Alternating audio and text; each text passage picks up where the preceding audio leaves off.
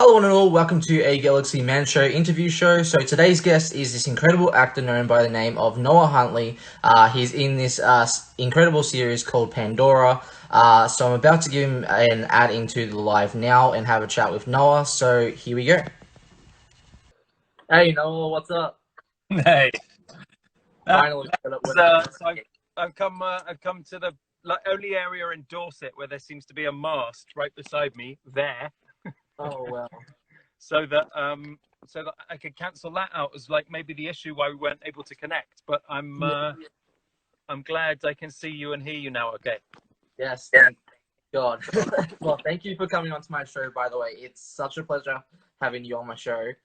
So, for people that don't know who you are, I'll get you to introduce yourself and explain a bit about what you do, and then we'll dive right into the questions. Yeah, cool. So my name's Noah Huntley. I'm a British-born actor. I've been sort of between here and America for the last 10, 15 years. And I've been shooting a series called Pandora, a sci-fi series, which is in its second season. We just finished two in Bulgaria during COVID, which was quite an accomplishment. And I arrived home 2 days ago, and we'd spoken, and finally we get to meet. So that's my story. Awesome. So, we'll dive right into the questions now, Noah. So, with my first question, what was it like shooting season one of Pandora and getting to play the uncle of Jax? And yeah, It was a little bit nerve-wracking season one because they had some vague ideas, or at least Mark has been a sort of Star Trek nerd for about all his life and written two books on Star Trek, and has got this sort of kind of slightly geeky sci-fi take on everything. But those ideas weren't really coalesced fully, and there wasn't really a clear idea about anything really in season one. But we all kind of researched around what we thought he was getting at and kind of presented that, and season one became a sort of presentation of possibilities. And but he'd always had me down as a character who was just sort of quite old school, quite conservative, quite distant, and I was trying to kind of bring a slightly more youthful edge to him so that he became more sort of Harrison Ford in Raiders of the Lost Ark, moving into Star Wars: The Millennium Falcon, than kind of the paper chase that I think Mark had me researching for kind of inspa in the early days. awesome. So, can I just say, Noah, you actually play the role of Professor Osborn incredibly. As soon as I saw Pandora season one, I was like, wow, like you are such a brilliant actor and such a brilliant person. So I just want to say you pull off the role as Professor Osborn amazingly. So, on my next question, what Yeah. was your favorite? What was your favorite memorable scene to shoot from season one? Uh, in some ways, it was the first scene we ever shot, just because there were so many unknowns. And as I mean, I hope what you're alluding to with Osborn, he had to be this character who had this sort of gravitas and this authority, and I was anything but. I mean, I was kind of going, "Come on, guys, somebody give me some pointers," and we were getting nothing. So I kind of had to take a very strong line on who he was and not apologize for his abruptness and his lack of emotional empathy and all of these things, which fundamentally could lead you down a rabbit hole, because you're left kind of going, is this going to turn my character into a blatant narcissist? You know, is there a reason that might be explained, or is the Mark making this up on the hoof?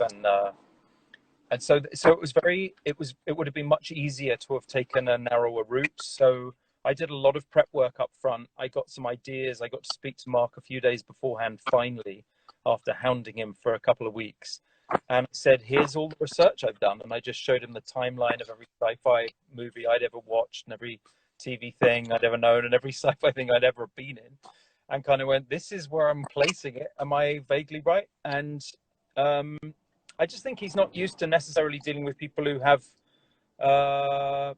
that breadth of understanding or that ability, maybe. And so in the end, he welcomed it all. But it meant that first scene where I meet Jax in the study, which was a 3-pager, and it was urgent, urgent, urgent, urgent. Is he being nice to her? Is what agenda does she have? What agenda does he know she has? What's his role as a professor? What's his role as the Earth Intelligence Service kind of head? And so there were all of these questions. And when that scene came out, I went, well, whatever all of that stuff was, it's on camera now. And so we kind of, that for me, it was very much like, okay, now we've started, now we've committed. And from there on in, it started to get richer and richer, and that was sort of easier. But it was that first step that was the hard one on this one. Awesome. So for my next question, with season 2 coming on October 4th, what can people expect to see from Professor Osborn in season 2? Well, I mean, there were a lot of surprises on season 2, and but they're enriching in the end. And so Osborn was a guy who was comfortable, really, because he was supported by the institutions, not only of the school, but also the military that he'd come from, and also the intelligence service that he was a part of. And so he was kind of institutionalized, and I think that led to his lack of emotional empathy. And in season 2, that's completely turned on its head, and it becomes, the season overall is much more mission based. We get away from the academy much more. We focused much more on the 3 central characters of Jax and Xander and Raylan, the Zatarian, and everything, really, my whole world as a professor, as in the intelligence service, all the rest of it, all of that is called into question, and my power and authority are taken away. And it's really down to my connection and relationship with the younger characters, including Jax, of course, my niece, that get me through season 2 and get me back on top, because I'm basically attacked from all angles. And so it was fun to play, but with the nature of this thing, everything's quite last minute. So we're suddenly scrambling, going, well, that changes everything.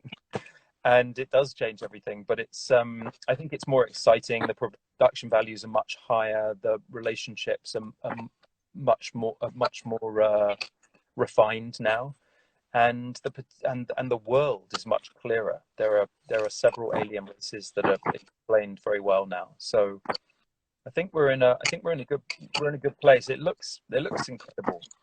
Max Meach, our DOP, and he's been directing his first episode on this one, and he's been absolutely extraordinarily valuable through this whole production, and he continues to make it just look better and better. And the world is being built better and better by Mark, and I think the performances are better as a result.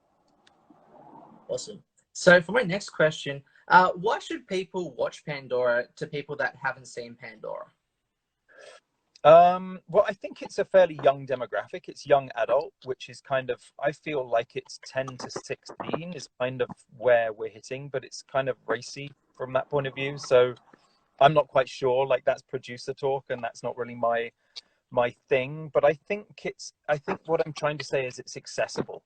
It's not something that's it's not Tenet. It's not Christopher Nolan. So you're going to be sort of scratching your head every 2 minutes or having to return to the theatre. And it's not sort of trite in that it's just action adventures and goodies versus baddies. You know, there are actually some big questions that are being asked and presented in quite a gentle way. And I think fundamentally it's an optimistic show. Its kind of outlook is optimistic. And so often this kind of production would go into a dystopian future. So I kind of like that. I guess with Narnia and Snow White, I've kind of had this element of kind of the fantastical that's permeated a lot of my work. And this allows that to continue in the way that it connects to younger minded people, even if it isn't necessarily young people. I think it's people who have a sort of, I don't know, for me it's progressive, and it's presenting ideas in a gentle way, not in a kind of intellectually demanding way, which is sort of the province of scientists and people as they grow old and feel they have to legitimize everything with logic. And it's like, there's a lot of logic in this, but it's progressive metaphysical logic that's presented in a way that's readily available to the youngest of minds. So I really like that. So for my next question, you, as you mentioned before, with Snow White and the Huntsman, where you play King Magnus, what was that experience like filming Snow White and the Huntsman? Well, I mean, that was the opposite in many ways. You know, we were shooting in the UK. It was Universal that it was made for. There was a big budget. We're sort of talking 80 to 100 million budget on that. So we had time and money. You know, what you're always trying to balance, whether in theatre, TV, or film, traditionally is money and time, and you usually don't have both. So in the theatre, you'd have time but not money. In TV, you'd have a bit of time and a bit of money, and in film, you have time and money. And that's sort of traditionally how things are broken down. And so Snow White was that for me. And it was working with Kristen Stewart and Charlize Theron and Chris Hemsworth and some really cool Hollywood A-listers, and that was great to do. This feels a bit more indie from Pandora's point of view, although it's for an American network and it's a CW show that they revere and have now in their second season. It's filmed in Eastern Europe, and there are certain limitations with what we're able to do because of that. So I suppose that's a fundamental difference. Awesome. So for my next question, what was your favorite moment about playing King Magnus that you can remember? Being in bed with Charlize. No. You know. It was a great nightgown. Actually, it was a horrible scene to film. They had this enormous fire in this medieval bedroom, and it was baking hot. And they had, you know, duvets upon duvets upon duvets with then wolfskin rugs and everything you could imagine. So it was the sweatiest. It was the sweatiest matrimonial bed scene that I've ever imagined, certainly been in. And so that was probably the most memorable scene for me. I think we also, you know, I love horses, and we had these extraordinary kind of charges against the Dark Army, and we were filming down in Bourne Wood where they shot Gladiator, and it's sort of the Pinewood favourite really. And we had Steve Dent and his crew I've worked with a number of times now, and we'd spent a little bit of time getting to know the horses, and then we had to do extraordinary battles with sort of 100 horses careening down this wood out near Pinewood, and so those were kind of fun to do too, and learning fight sequences as well. We had fight sequences that I've learned there. Was that Dracula? God, I can't even remember now.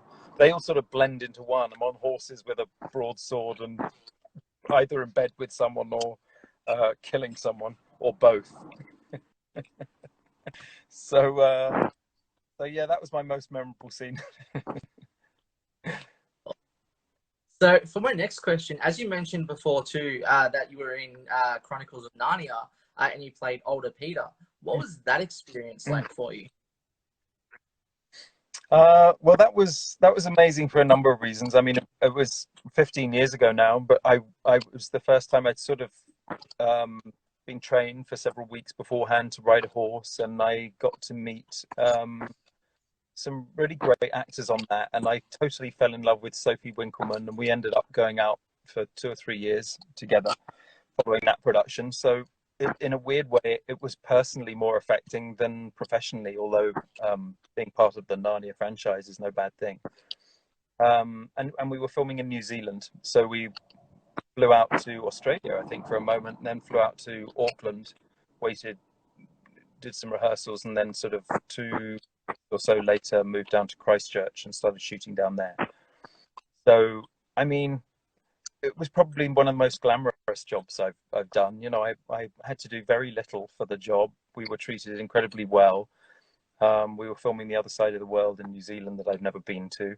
I remember Margie, now our makeup supervisor, who was living in the Bay of Islands and talking about the Tasman and the two seas that meet anyway up there in the Bay of Islands, and how she would watch whales as she was waiting for her prosthetic scars to heal.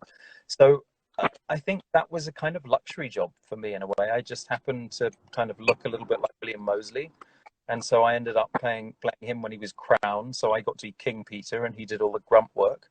And then I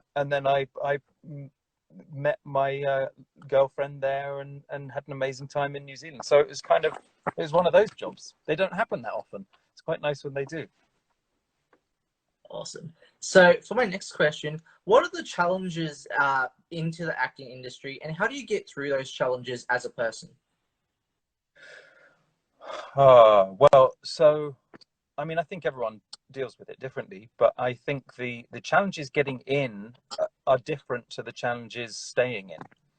And I think that's changed from when I was growing up and when I was setting out to be an actor to now. So there's sort of 4 points to the question in a way.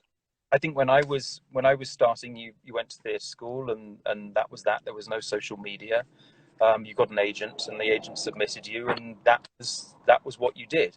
Now I think there's much more onus on you to make sure that you're making connections with directors, writers, actors that you think are good, fostering those connections, and that's almost expected. I don't do it. I'm kind of old school in that respect, but I start to do a bit of it now, but it's not I don't have the social media business that's needed to do that. You know, in the early days of social media, I was just keen to try and keep some of my content private, because I felt like social media was making me click accept the whole time in a way that I wasn't comfortable with. And it basically meant that anything I uploaded was the property of someone else, which seemed unreasonable. So I set up my website, noahhuntley.com, and that became my kind of landing site for all of the work that I accumulated over probably the last 10 years.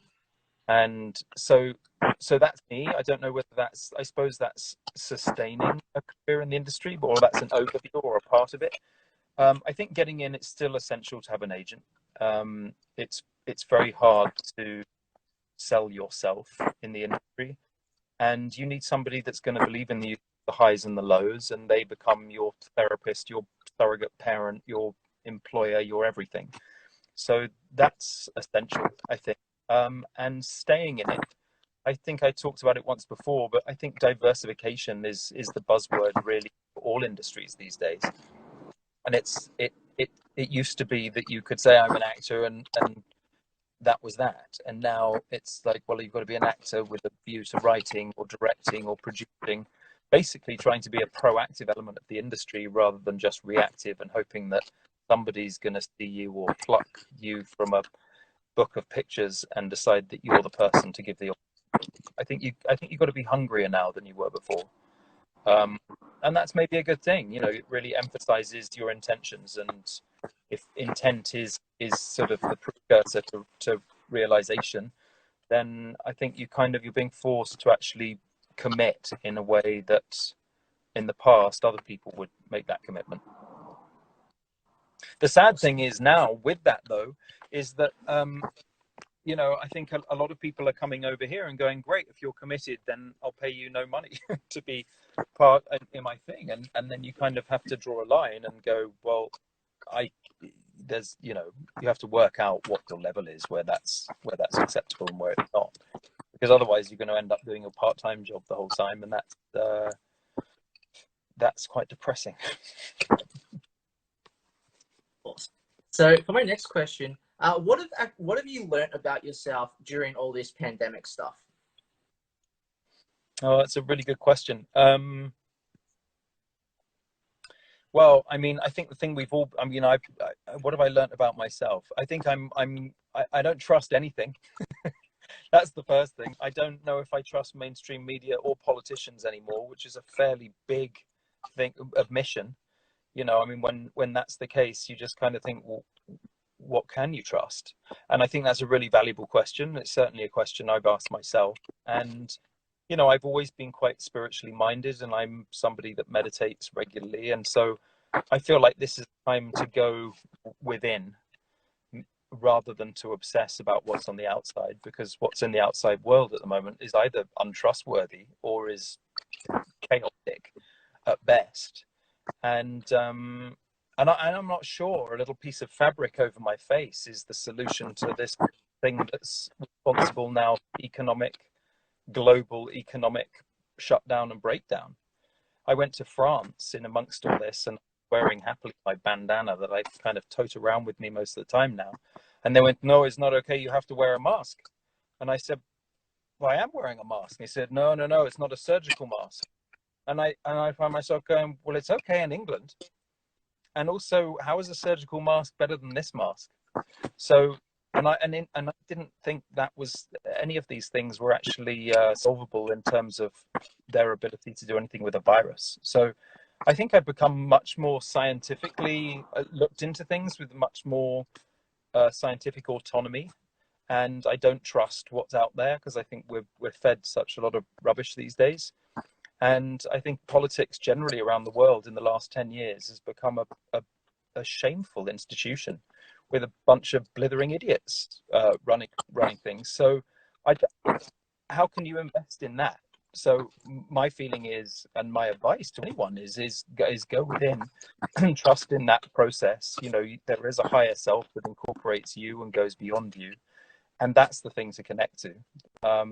Because looking externally for the solution is a lot of time and quite often a waste of time. I know those are powerful words, but that's really how I feel about it, and I think it's been a powerful time in that respect in terms of coalescing people's feelings as much as thoughts about these things. I should ask you, Jacob, what's your take on it?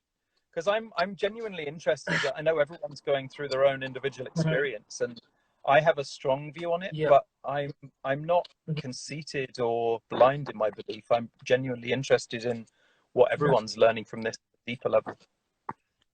Yeah, well, I actually live in Australia, so with us Australians, we don't have to wear masks or anything, Have I lost you there? which is odd.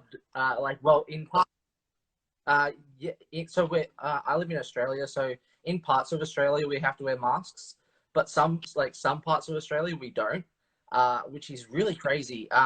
But my thoughts of this whole pandemic stuff, I think people are just trying to get out there again and just get out back into life again. But the government, as you said before, the government and all these higher ups are just. I think the media and everyone else in the whole media is just trying to, I don't know, yes, they're trying to protect us all, but are they doing it in the right way? Which is, this whole year sucked, but overall, things will get better in time. So we just have to all have faith because we're all in this together, and yeah. You there? Yep. Made it. I don't know why we dropped out there. I think the phone was getting too hot. It's all good. So, what were you going to say before? If you continue. We were just talking about COVID and how it's affected people, and I was just sort of saying, you know, I think that the thing that we've never really had a reason outside of war to think in terms of globally. It was funny for the first sort of few weeks or months, people were like, yeah, come over, and it was like, but I can't, and we're all in the same. I know you've got some time off, but you're assuming because you got some time off that everyone else is free to come and join you, and how great that is. But we're all in the same. So you come over here, or let's not come over at all because we can't, or whatever it was. And I think it took a long time for people to kind of go, oh wait a minute, we're genuinely all in this together. It's not like, oh yeah, I've been busy. It's like we're all literally all in this together, and I just that fundamental feeling, I think, has been quite powerful. This idea that there is, without any social media, without any chain letters being sent out, without any group emails, we're literally all connected. And you know, people have talked about that in a metaphysical way in the past, but we've never actually had a physical experience like this, where when you stop to think about it, which takes a while, you go, we are all in the same position right now, going through the same emotional, psychological experience, potentially spiritual experience. That's quite amazing. And so I think, you know, that's what's real right now. Returning back to the past isn't really real. That's just a way that we run our everyday lives in order to live together. But I think there's been huge parts of that haven't been working because the machine hasn't been really very effective in terms of doing anything other than just getting us to get through the day and get by. Anyway, I'm rambling now, but I think you know what I mean. We've been You're connected. all good. Yeah. You're all good. So for my next question, if you could be in any TV or movie franchise, what would it be and why? Oh God, that is a really good question, and I don't know. I'm not very good with TV franchises, or wait, there TV I could probably work towards. Film, I'm finding it quite hard, a bit of a block at the moment.